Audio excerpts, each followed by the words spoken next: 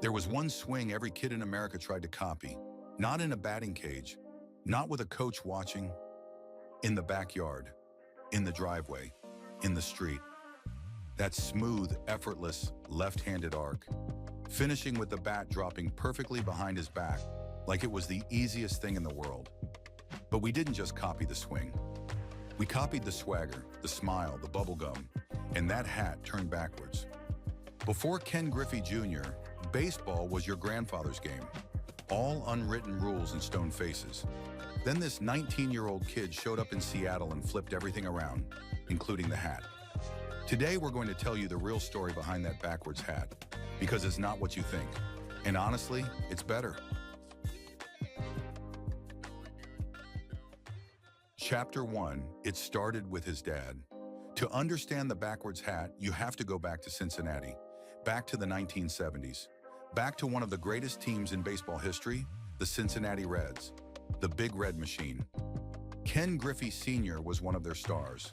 Fast, smooth, a two-time World Series champion.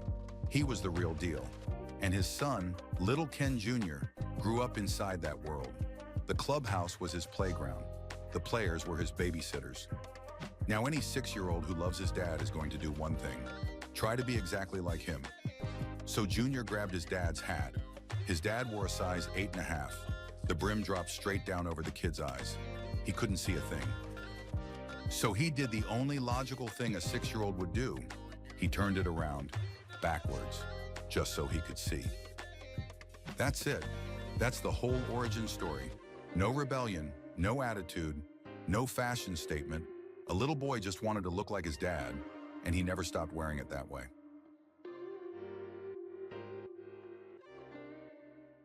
Chapter 2, The Kid Arrives. Jump to 1989. The Seattle Mariners haven't been relevant, ever really. Then they call up this teenager. Ken Griffey Jr. is 19 years old, and from the first day of spring training, he is different. He's not nervous. He's not stiff. He's not trying to prove himself to veterans. He's blowing bubblegum bubbles. He's laughing. He is having the time of his life, doing the same thing he's been doing since he was 6 in that Reds clubhouse. Playing ball, and the hat, backwards, always, in an era when baseball was genuinely losing young fans, when the NFL and NBA were gobbling up that energy. Griffey was a lightning bolt. He didn't look like a veteran. He looked like us, and he started showing up everywhere. His own Super Nintendo game, Ken Griffey Jr. Presents Major League Baseball, was in every living room in America. Kids played it for hours. He had his own signature Nike shoes. Before that was a common thing for baseball players. He showed up on The Simpsons. He was on every Sports Illustrated cover. The backwards hat went with him everywhere. It wasn't just a look anymore. It was a statement. Baseball is fun. Baseball is for kids. Baseball is cool. Chapter 3, The Substance Behind the Style. And here's the thing. It would have all meant nothing if the talent wasn't real. But the talent was as real as it gets. In 1990, something happened that had never happened before in Major League Baseball and will almost certainly never happen again. Ken Griffey Sr. came out of semi-retirement. The Mariners signed him, and for a brief, beautiful stretch, a father and son played on the same team in the same outfield at the same time. And on September 14th, 1990, they hit back-to-back home runs. Father, then son, back-to-back. If you wrote that in a movie script, someone would say it was too unrealistic.